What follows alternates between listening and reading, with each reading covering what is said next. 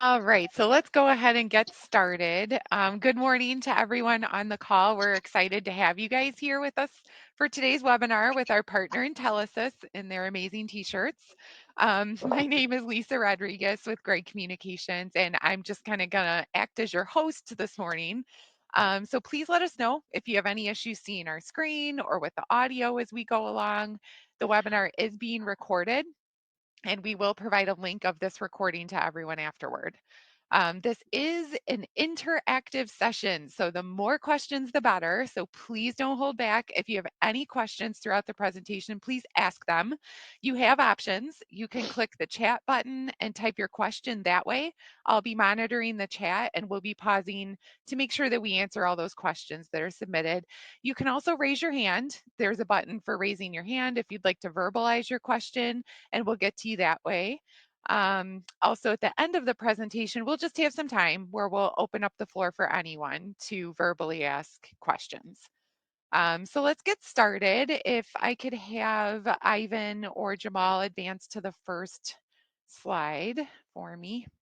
It should be up. All right. So, for those of you who aren't familiar with Gregg Communications, I'd like to tell you a little bit about us and what we do. Gregg Communications, we've been in business for about over 50 years in the Chicagoland area. And we have an outstanding reputation for customer satisfaction, as evidenced by our NPS, which stands for Net Promoter Score, of over 93%. That NPS score is driven by our customers' opinions of our service and our efficiency and our knowledge. So it's a great uh, example of those things for our company. We do have a great team here at Gregg. Our sales reps average tenure is like 20 plus years, which is unusual these days. So with all those years of experience in the industry, our team is well equipped to suggest options that fit your business's particular needs. We do pride ourselves on being unbiased. That's kind of like our tagline for the company. We're an unbiased provider. We will set you up with the solution that best fits your company, not just one or two particular solutions we happen to sell. So, one of our great partners that we work with is Intelisys. So, at this point, I'd like to introduce our awesome team of experts today. I'm very excited to have you guys on our call. So, I'll turn the call over to Ivan, who will introduce his team and give you a little bit of their background, and we'll get into the presentation. So, over to you, Ivan. Awesome. Thank you so much, Lisa. Good morning, everyone. Hopefully, everybody can hear me. And like Lisa said, we'd like to make this as interactive as possible. We would much rather be there with you guys in Chicago land, but so this will have to suffice. My name is Ivan Painter. I don't have a team, but I do have Jamal, that Purvis that works with me hand in hand. We also have a myriad of other engineers as well on our engineering team. There's approximately 14 or 15 of us that support a wide variety of platforms and products. So we are just the security side of the house, and you'll see multiple layers there. So with that, my title is National Cybersecurity Specialist. I've been doing this for about 25 plus years, maybe. I am a certified ethical hacker. I am a CISSP. I have other certifications that are local. I'll let Jamal introduce him. I've been with the company. I've been with Intelisys for about 4 years, almost coming up on 4 years. Previously, I worked with the company UUNet. Maybe anybody knows that one. MCI, WorldComm, Verizon, Masergy, and now Intelisys. So, Jamal, it's on you. All right, thanks, Ivan. And so I'm Jamal Purvis, and I have a less extensive background than my esteemed colleague over here. I've been doing, this networking and physical security side of the business for a total of about 14 years, but the last 7, going on 8, with Intelisys/ScanSource, who is our parent company. But I have extensive background not only in physical security, but working on the cybersecurity side.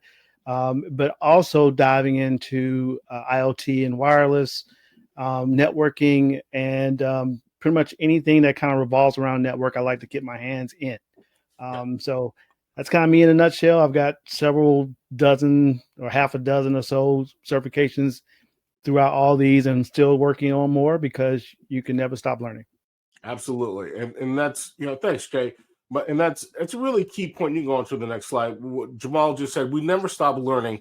That's why I never use the expression for myself as being an expert, because we're always constantly learning. I make sure I learn something new every day. So I'm going to start with the basics, and then we're going to kind of evolve. But just like Lisa said, let's make it as interactive as possible. If you guys have questions and I don't see them, raise your hand. Somebody interrupt me. I love taking questions. So Jay, let's get started. So guys, the basis of cybersecurity is to really understand the environment, right? So let's take a look at the bad guys. And with the bad guys, we start off right away with malware. And malware is simply just one of the bad guys. But what that is a piece of code or something that has been clicked on or placed in your way that's going to cause your device or system or network to do bad things. And that's simply that. A lot of us have heard about malware. Malware is also another name for a virus or ransomware or spyware. It can be tons of different things. Some people even look at cookies as not a chocolate chip, but maybe an Oreo. As thanks for laughing, as possibly a piece of malware. Phishing is what we're seeing a lot of, especially since COVID came in. Because we don't necessarily have those protections that we used to have. And what phishing is simply just an email that's been sent to your inbox, well, not to your outbox, but it's been sent to you or somebody in your organization that is trying to get something back.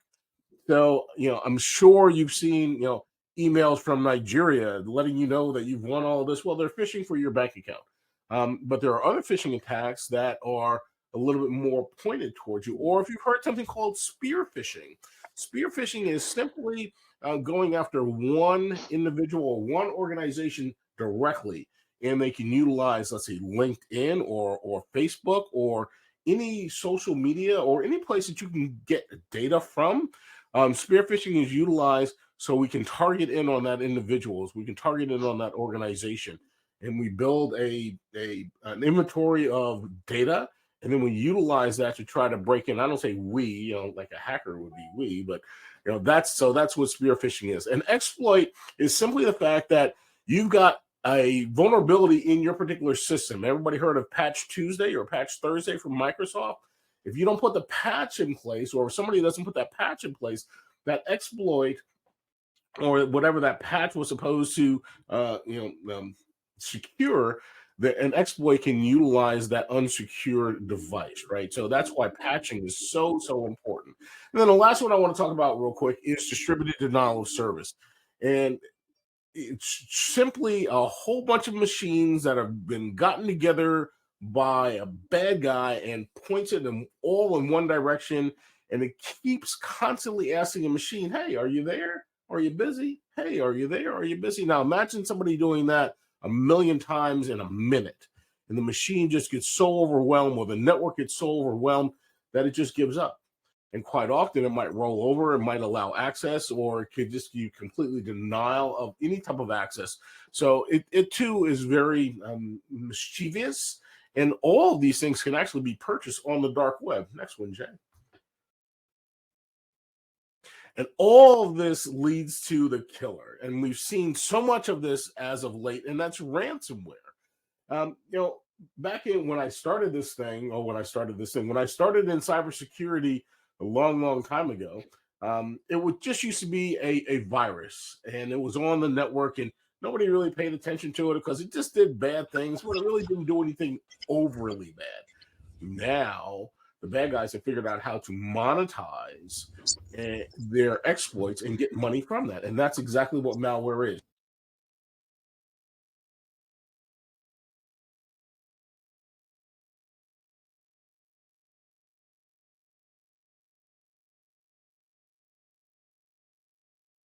I don't know what that means. So it's a great big fence around, our environment to keep everybody out, keep all the bad guys out.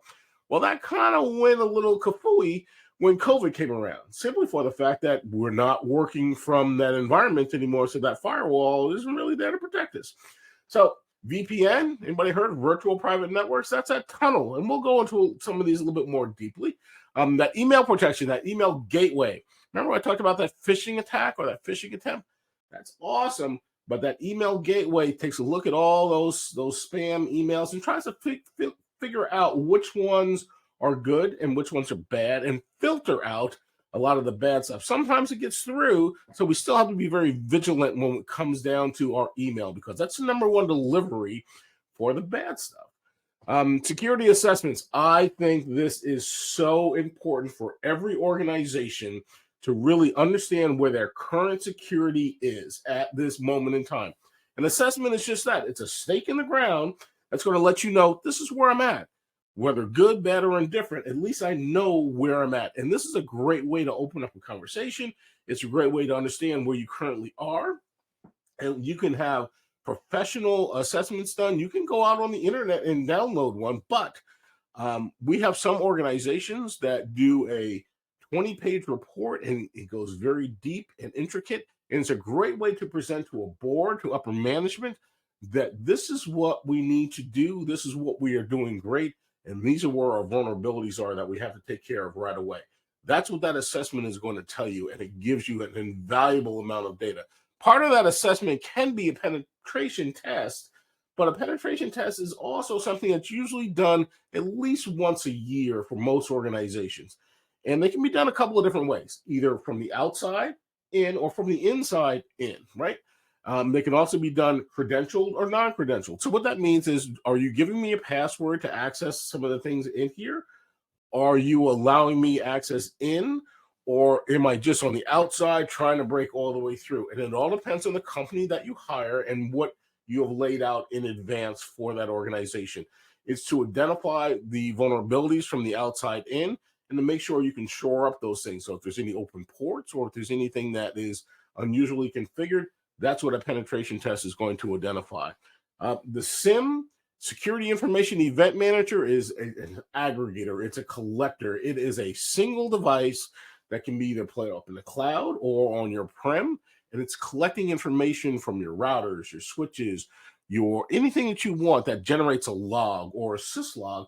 That SIM is there. Now, the key to a SIM quite often can be it's not just collecting information, but it's also aggregating. So it's like, well, I've never heard of a SIM, Ivan. Yeah, most security operations centers, that one over there where it says SOC, has a SIM built in. They're going to collect the information, and it helps them to identify the bad guy. Quite often, organizations might have a SIM, but they're not paying attention to the information that is generated by that SIM. So it's very important. This is one tool of a myriad of tools that are out there, but I think it's very, very important. The other reason why I have it up here is because a lot of insurance companies are asking for it, okay? So it's kind of important that we think about that. So we even have SIMs on-prem or in the cloud.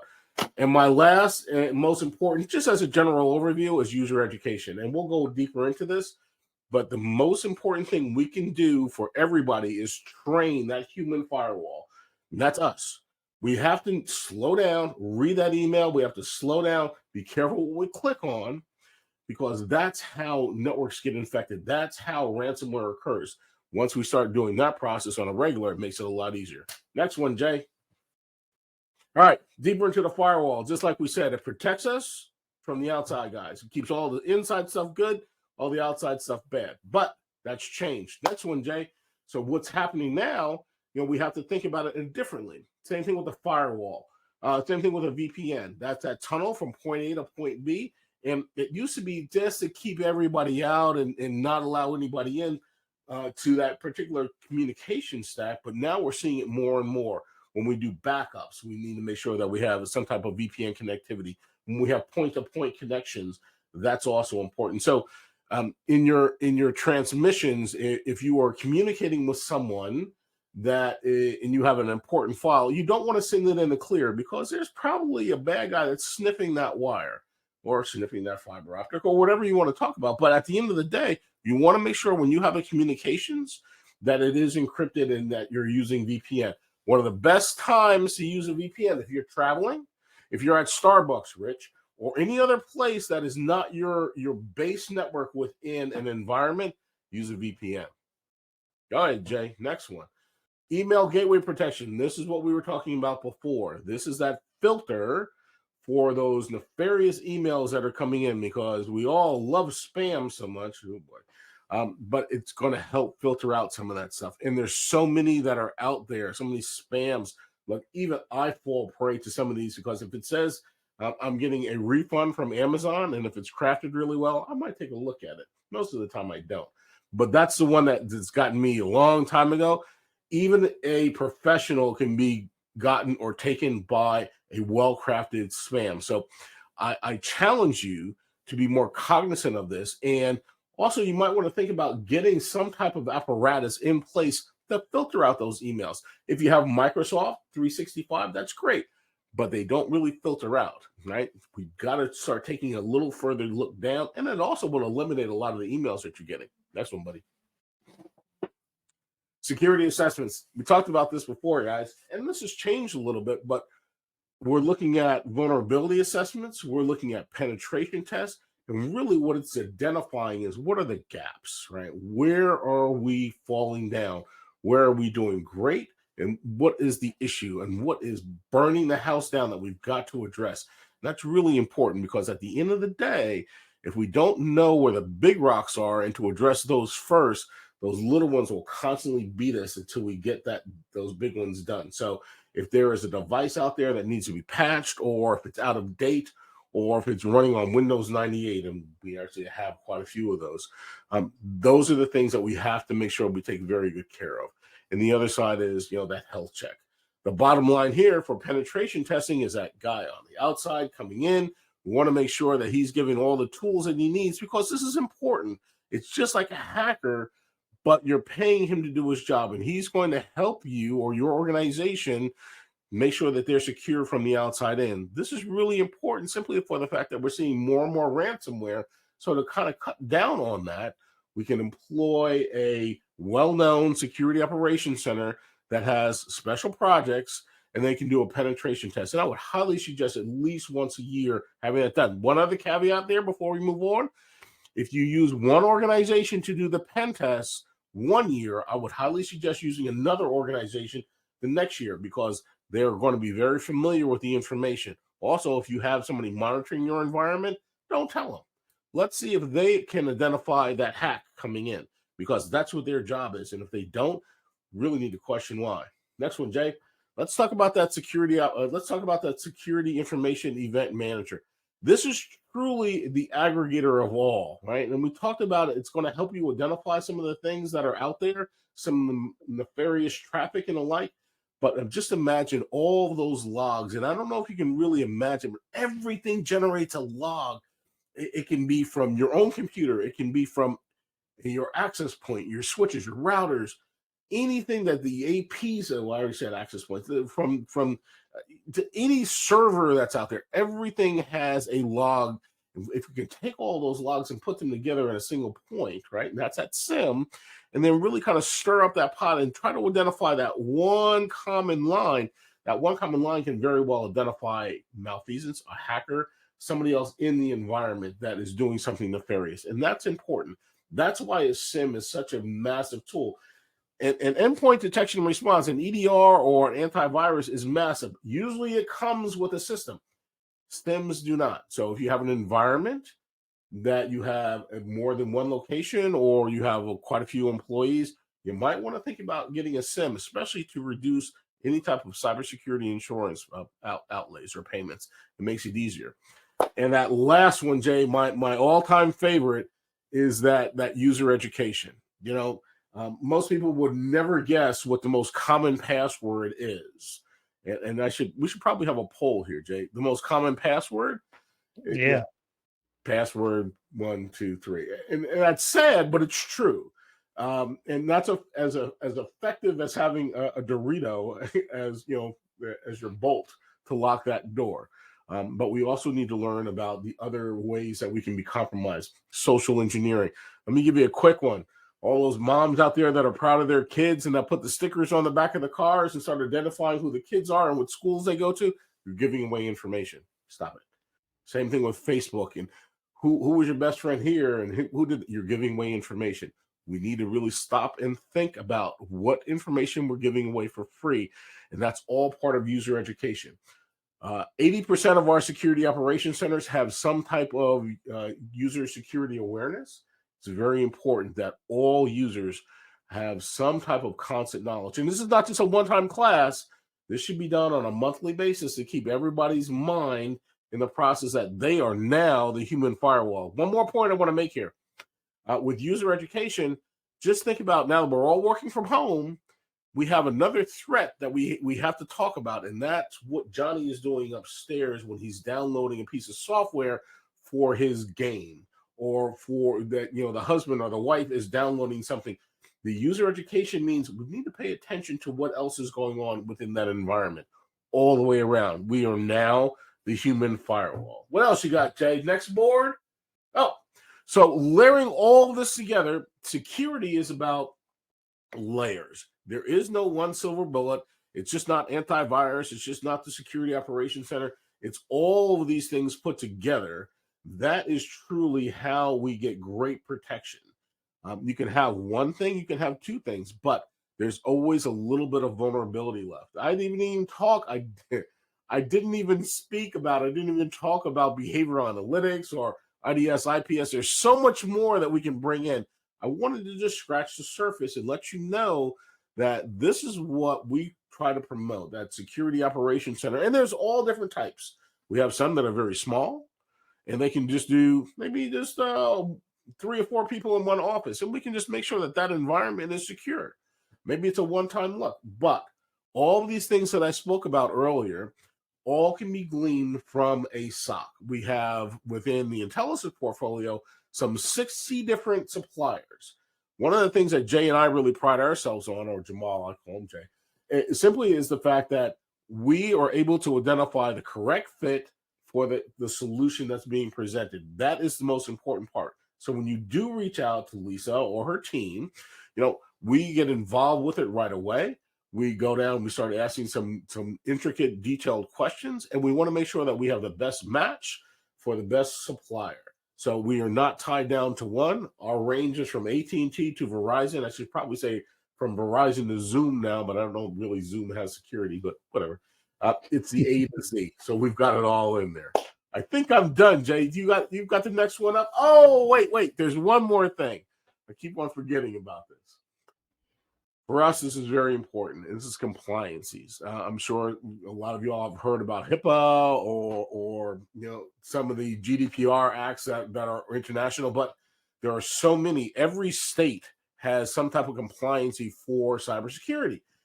Change your password every 30 days or whatever. But here's the point. For example, CCPA in California, or NYDFS in New York, or CMMC for the federal government. If you violate these, they cost a lot of money. One of my favorite ones, I love this story, is that Facebook violated one of these probably about 6 months ago and had to pay a fine of $240 million. Not really. That was GDPR. GDPR, buddy. That's right. And they had to pay it. They didn't have a choice. Either that or you just get kicked out of Europe. And they paid. Okay. So the important part here is if there is a violation or some type of your customer's information is exfiltrated outbound, that's when these compliances hit, right? Or if you don't do all the correct things that your state or your city or whomever is putting the compliances upon you, that's when you can be fined. It is effectively a ticket for speeding on the internet without all the correct protection. So look at it that way. The last bit is all this points right back to the Security Operations Center. How do we know that we're in compliance? That penetration test can identify it. If it goes down to that level, so can that assessment. We can also talk about it. Then Jay and I always talk about it whenever we speak with a client. So when you do speak with Lisa or anybody from Gregg, it's something else that we can cover in as far as an overall security plan. Yep. All right. So before we move on and we look at the remote user, it's just very important that we want to establish a foreground for everything that's coming forward, right? We're giving you the basis.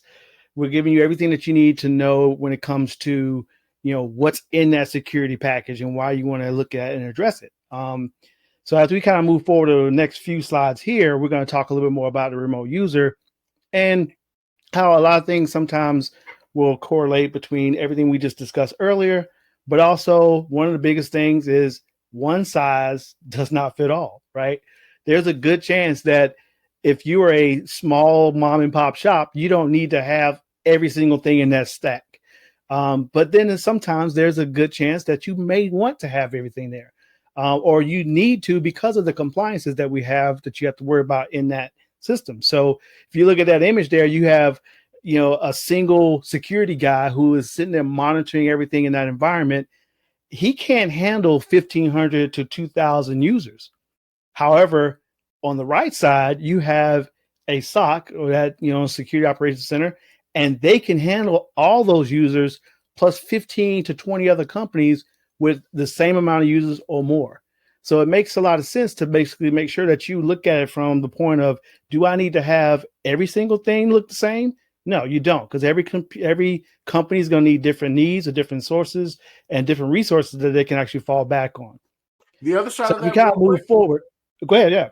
Just the security operations center has a lot more visibility because they have so many different customers, so they can see things before it might come to you. Exactly. So one of the things that that we kind of want to make sure that as we look at a remote user is things that you want to have in that environment, right? And one of the things that we know for a fact that has been really growing strong over the last, I would say, 2 to 3 years is we're going away from traditional passwords, like we mentioned earlier, that user education, right? That is one thing that's critical. But also we need to make sure we protect the devices that those users are using. We protect the actual environment that they're using, whether it's software or the actual application diving into their day-to-day business. And one thing that they can do is you can use a multi-factor authentication system. And what that does is allows you to use different forms of devices, such as like a phone that we're using right now, right?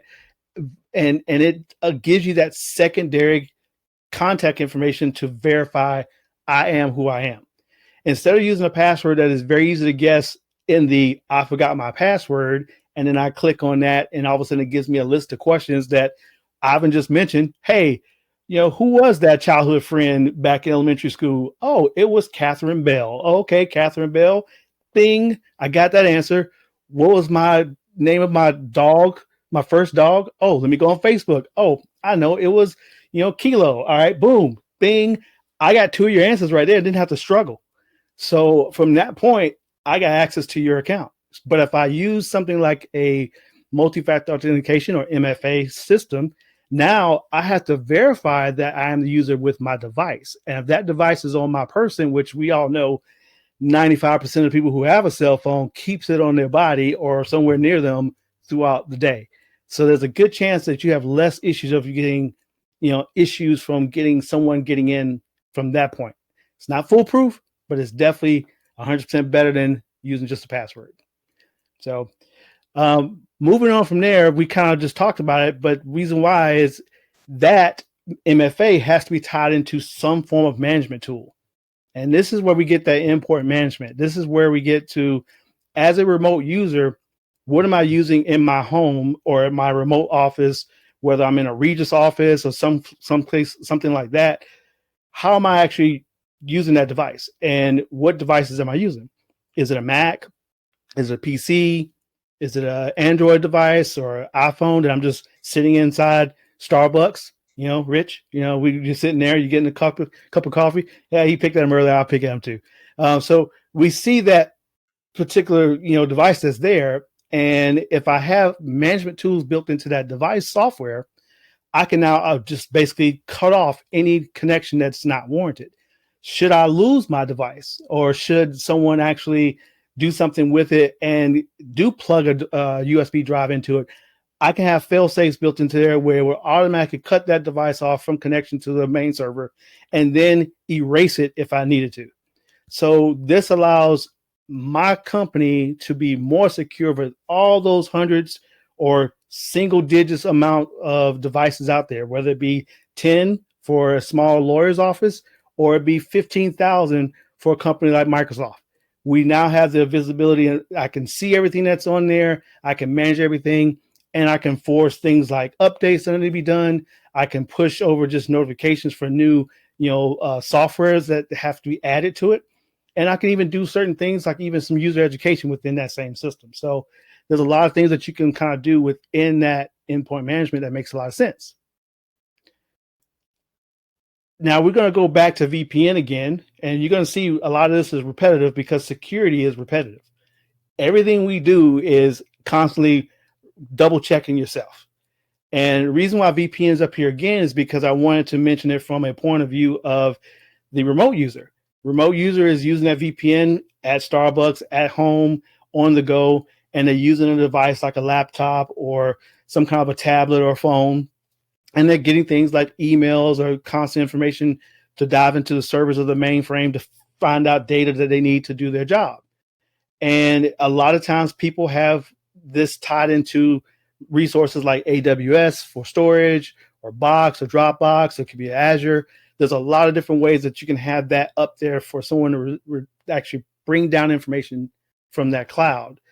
But in a lot of offices, it's just going to a localized server that's in a specific location. And if I ever got through that VPN, that makes it harder for, if I ever got through that VPN, it can, easily, put your company at risk.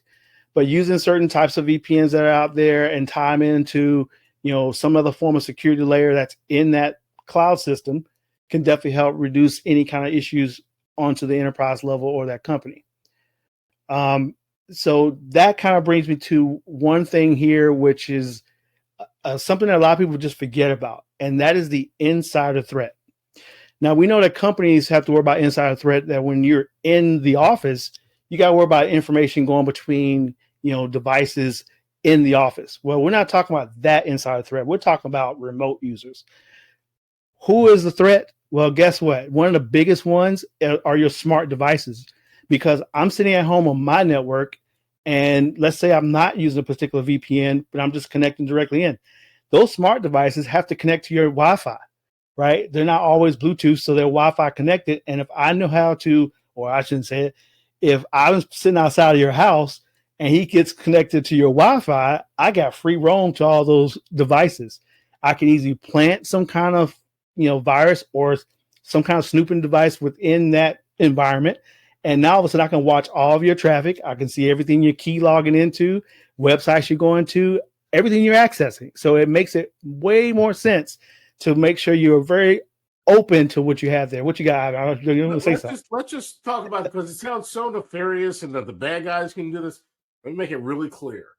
Yep. You can buy all kinds of snooping devices or hacking devices on Amazon for less than $100. I got a whole bunch of them on my desk behind me. I'm not going to go into it. It's not that hard, and that's the point, right? So when the kid next door is bored from playing video games, that's the next thing on his list. There you go. And that kind of, if we look at that little diagram, we talked about smart devices. We mentioned video surveillance systems. Everybody wants to protect their homes now. It's big. So we started looking at, okay, I want to get a nice camera system like a Ring system. It's got a lot of wireless connectivity that has to be done. One of the things that happened to me yesterday, and you may have gotten if you have a Ring system, Ring just announced that they are replacing all their Gen 1 alarm panels. I started looking into it deeper. It's like, why are they replacing our alarm panels? Because Gen 2's out. And then they offered all the people who have it a free Gen 2. When have you ever seen a company in the middle of a pandemic or not give you something free without something there behind it? Well, if you look back a few months, someone did hack one of their alarm panels. So that is probably one reason. Maybe there's some other thing out there, but just FYI, get you a free one if they offer it to you, because it's a good reason why you don't want to use the original. But of course, the last person, and we already said, is him or her, or you yourself. You're a gamer, right? You like to play games. When you're down, de-stressing, you go get on the computer and you download a patch from a website that someone says, hey man, you got to check out this, because if you put this patch on your game, it's going to give you, increased speed and everything else. Well, guess what? You just gave someone from China or Russia or wherever access to your computer and to your network because you didn't look to see where that patch was coming from. So keep that in mind when you start talking about the insider threat. That is a big one that people forget about. Now, the next one here, we all go back to this one, and I think Ivan and I both agree that this is probably the most important part is that end user education. And we've all been guilty of it. Everyone's clicked on some email that took you to a web page, and all of a sudden the thing came up as being error 04 or 404 error, and you're like, "Whoa, what is that?" You're lucky because there's a good chance that that website was up and it was pointing to someplace else that was bad. And one of the things I put up here was that click to see cute puppies. So if you click on that logo and you click on that puppy, who doesn't want to see a cute puppy? And that's the point. It's the information that you see on the screen will get you all the time. What you got? I know you got. I know exactly what you're gonna say. This is so important to me. Okay, so Super Bowl. How many of us watch Super Bowl? Can't see their hands, but anybody knows what I'm about? That QR code that bounced around on that screen for 1 minute. How many people clicked on that? That ad cost them $16 million. Yep. 22 million people clicked on that QR code. Nobody knows really what happened to their phones or whatever else that they were using to click on it. Yeah, it was a website. Okay. But what else happened? Do you know? Yeah. Do you know for sure? Anybody could have put that up there. It's a great place for I'm not going to put out the Russians anymore. A great place for the Chinese to access all of our phones. Yeah. 22 million people. Let's stop and let's start thinking about what we're clicking on. Oh, and what does it say down there, Jay? Don't click on bad stuff. Yeah, don't click on bad stuff. That's a quote by yours truly, Ivan, over there. There's another version of that, but we can't put that actually on the slides. So there you go. Keep going. So I know. I'm gonna get the biggest thing we want to make a point is, user education is key. So if you're not doing it right now, you don't have any kind of user education that you're doing for cyber awareness, go ahead and start looking into adding that ASAP. That should be like the number 1 to number 2 things that you do in your cybersecurity. You got to make sure you jump on that, because if you don't, you're going to be one of those that we see online or on the network or on the news, and you're going to be another oil company that gets hacked, or you're going to be another grocery store or a large bullseye chain that just gets penetrated, and all of a sudden you have $5 to $10 million that you got to pay to your customers, because you let their information go out. So we want to make sure that's a big thing that we push. But in the event that you have something happen, let's talk about Dr. BCDR. I'm sorry, that's not Dr. BCDR. That is disaster recovery, business continuity, and disaster recovery. So we call it Dr. BCDR as a joke, but at the same time, this is the steps that we have to normally take in the event that you have had something happen, right? Let's say everything that we put into here failed, or you didn't have some of those components. This is where you have to look at is, do you have a system in place that's going to prevent or help to come back from an issue where you've gotten any kind of, hacked or malware, ransomware, anything like that that's popped up on there. We need to find out, how can you do it? So a lot of times people will put together a plan and they'll have this great system and everything's being backed up. It's in the cloud and it's like, I'm ready. Have you tested that system? Because one thing that happens a lot of times is you'll have this great plan and you've got 54 terabytes of storage up here full of all your data, and all of a sudden a disaster happens. Let's not even go with cybersecurity. Let's just say, hurricane goes through and rips through your corporate office. It's your data stored in the cloud. Great. How fast can you get that data from the cloud back down so you can get your operations back up and running? Is it 2 hours? Is it 6 hours? Is it 12 days? Guess what? You want a lower number than a higher day. So, if you could do it in 45 minutes, I think that's fairly good, right? So you want to make sure that whatever you do is there. So I know Ivan's got a point on this one, and I'm gonna let him finish up, but keep this in mind whenever you're looking at it. And Jay, you're right. There are 2 ways to look at this, right? It's either before or after. We do incident response, we call IR. And that is, you're already infected, the house is burning down, you got to call the fire department, but you don't know where the fire is because somebody else has got to find it for you. Before that even occurs, have your backups ready. Some people just rely on the backup plan, so that's a doctor, right? Or you've got that entire business continuity disaster recovery plan, and we've got to know what is most important for you and where are the jewels of the company. That's what's important, and how fast, just like Jay said, can you get it back up and get it restored and continue to make money, because that's what it's about. If you're a law office that's down for 3 days, how much money are you making during that time? Yep. There you go. Exactly. I've had a friend of mine who told me that this happened to his company about 2 years ago, and it took them about a day to get everything back up and running, and it did cost them about $3 million for that day. So it was, yeah. Is that part of your plan? If it's part of your plan that you can lose up to $3 million in a day and you're good, then maybe you're okay. But I don't think most companies want to lose $3 million while they wait. And here's the kicker, Jay. Everybody's got, well, not everybody, but a lot of people have the mentality, it's not going to happen to me. Yep. Yeah, it's just a matter of time. The hackers don't care anymore because they can make money from it, right? That's the important part.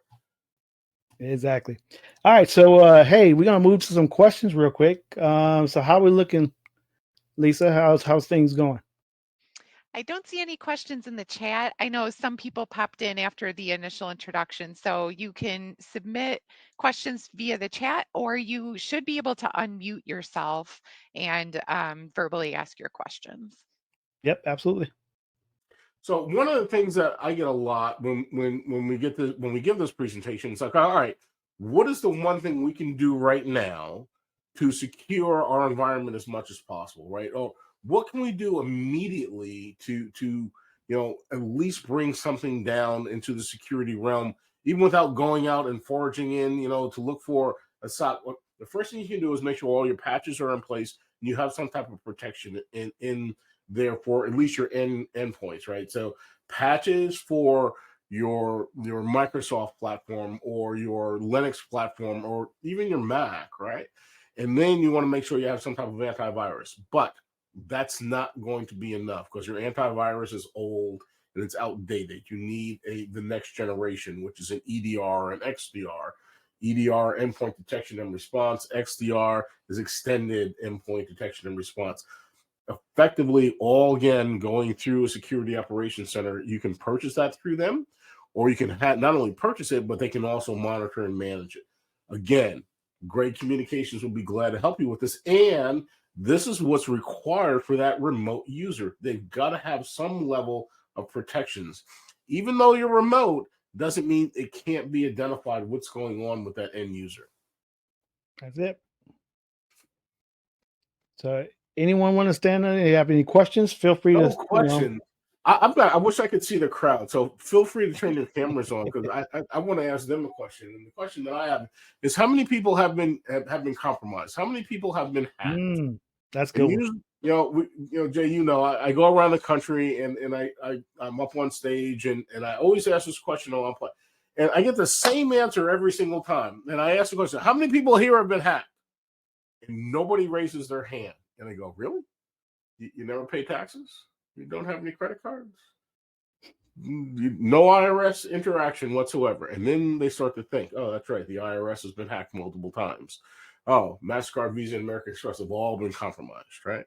Facebook has been compromised. So we know we have all been compromised one way or another.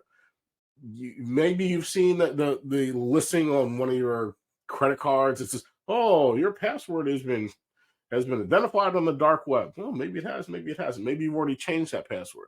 The bottom line here is we have to be cognizant of what we have, what we know, and especially what we don't know. And the things that you don't know, that's where you can rely upon a trusted advisor to walk you down the path to make sure that we cover those things, even if you just have a conversation. And quite often, Jamal and I will have that on a regular basis. And yesterday we ran through one and they had all these things in place. And towards the end, I just asked him, and Jamal and I started laughing. It was like, so when were you guys compromised? Because we knew that they had been compromised because they had all the correct tools in place. Most organizations don't do that. But just by identifying what they had in place, they were good. They are doing the correct things. They're doing their due diligence. But we knew that had been compromised previously, simply for the fact that we could see it by their efforts to protect even more. It's a Yep. matter of time. It's when it occurs, that's when we're going to think, man, you know what? I saw this security 101 deal. I probably should have taken action then. So I beseech you, don't wait till it's too late. Yep. Reach out to Lisa and her team, and we can move forward from there. What else you got, Jay? I don't see any other questions coming up. Yeah, I think we're gonna move up here, and I think Lisa, if you want to, I'll let you close this out. Sure. So if there is anyone on the call today who does have a relationship already with a Gregg account manager, please contact Dave Laterno via his email or phone number that you see here, and he can make arrangements to get you connected with one of our account managers based on your particular needs. And if you do have a Gregg account manager, please reach out to your designated sales rep as a first step. All right. So thank you guys. Thank you so much to our Intelisys presenters, Ivan and Jamal, for taking the time to share your knowledge with us today on this topic. We truly appreciate you guys and what you've shared with us here today. I think one of the things that stood out to me was the bumper stickers on the car and the Oh social yeah, media information. It's like all this oh stuff that yes. we don't even think about. Well, I Yep. mean, and Um, just think about that just for a second. I know we have a little bit more time, yeah. and I know Ivan loves to talk, but just imagine, that my kids are grown now, but we used to put the soccer signs out front, or the senior signs, or the homecoming. I live in Texas, so we have homecoming, or all. It doesn't matter. We have to think about what you're giving away for free, and I've seen so many soccer moms with all that, soccer dads too. So oh, we just got dogs. Oh, we have 12 dogs. Oh, we got 22 kids. That's awesome. We all love that. Be careful of giving away data. Just be Yeah. very, very careful. And we're giving away things that we don't even know about it, right? So we've got to be cognizant. And that's really what that user education is. It's really what all this is about. So if you do want to speak to Jay and I, we can make that happen. We'll even speak to your organization. But reach out to Gregg Communications, reach out to Lisa, reach out to any of their astute team members, and they can make that happen for you. Y'all have a great day. Stay secure Yep. and careful what you click on. Yep. Thank you, guys. Thank you, everyone. Please keep an eye out for the link of the recording. I'll be sending that out to you all. Okay. We appreciate your support. We look forward to working with all of you in the future. So with that, I'll go ahead and end the webinar, and everyone have a great day. Awesome. Thanks, Thank you, Lisa. guys. Thank Thanks. y'all.